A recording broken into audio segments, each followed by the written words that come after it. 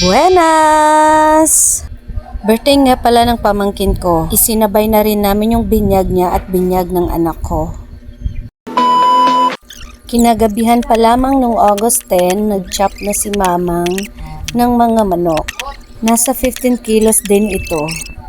Nagising ako ng alauna ng madaling araw. Pagkatapos kong pag-isa-isahin yung lumpia wrapper, sinalang ko naman yung macaroni. At niready ko rin yung mga ingredients para sa salad. Nahirapan akong buksan yung garapon ng nata de coco at yung kaong. Pinaghalo ko naman ito sa isang lagay. Nilagay ko yung all-purpose cream, condensed, cheese, at mayonnaise. 2 lagayan nga pala yung ginamit ko kasi mga nasa 3 kilo yung niluto kong macaroni. Paano palang gising na ako? Paano ba naman kasi yung brother ko nagluto ng daing ng madaling araw? Akala ko mga 4 AM na yung pala alauna pa lang. At dito nga tinulungan na ako ng anak ko sa pagmix ng macaroni. Yan, nagluto na naman ako ng gulaman. After ko sa dessert, sinunod ko naman yung fried chicken. Medyo matagal ang pagluluto ng fried chicken kaya inuna ko talaga ito. Mamaya ko naman lutuin yung chicken curry at estofado. Tinulungan din ako ni Charisma sa paghiwa ng mga gulay na gagamitin ko para sa dulang. Yung anak niya yung magba-birthday. Isinabay na rin namin yung binyag ng anak niya at ng anak ko na si Princess. Nire-ready ko nga pala yung dulang na tinatawag sa Muslim. Actually, hindi ako marunong gumawa ng dulang pero sinunod ko lang kung ano yung nakikita ko sa relatives ng father ko. Ewan ko kung tama ba ito pero parang pwede na rin. Ito kasi yung kailangan para sa pagduaa. Paggunting yung tawag ng binyag sa Muslim. Sinunod ko naman prituhin yung lumpia. Taugeng nga pala yung laman niyan. Ginisa ko muna. Tapos may sahog na manok. Binalikan ko rin pala yung dulang kasi nga kulang yung kanin. Kaya nintay ko munang maluto yung sinaing ulit. Yung kaldero ng rice cooker ang ginamit ko para pang molde ng kanin.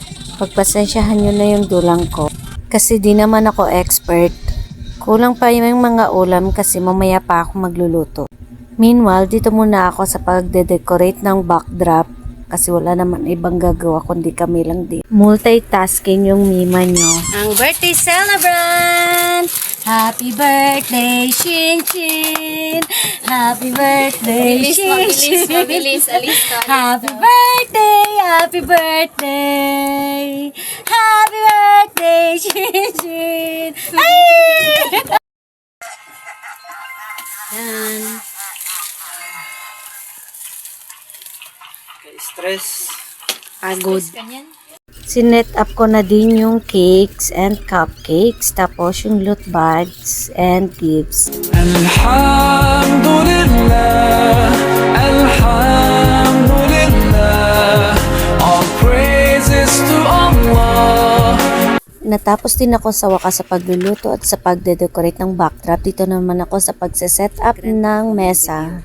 Nagrenta din ako ng videoke para pagkatapos ng dua, pwede na kaming magkantahan. Kollarını açsana ne olur, kenetlenir herkes bir olur bu güzel dünyada maşallah.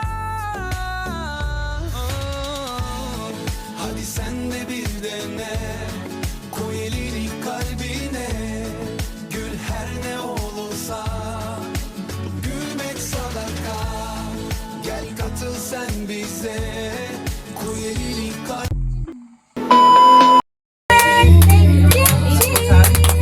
Happy birthday, Shinji! Happy birthday, happy birthday, happy birthday, Shinshin! Yay! Blow, blow! Blow! Blow!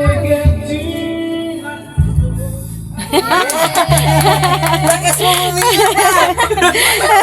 Lakas mo umiyip! 3 years mo yan? Pen na pen. Happy birthday to you.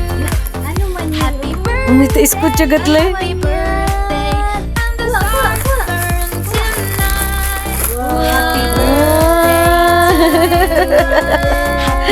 birthday to you. Kiragat todo gat abrit sabay-sabay. Happy birthday. Happy birthday to you. Wow! Damit-damit man din yun. Wow! Abri, mauno-uno ma. Alakal di. Tonton. Abri sir. Happy birthday to you. Happy birthday to you. Happy Ukay-ukay ya kada.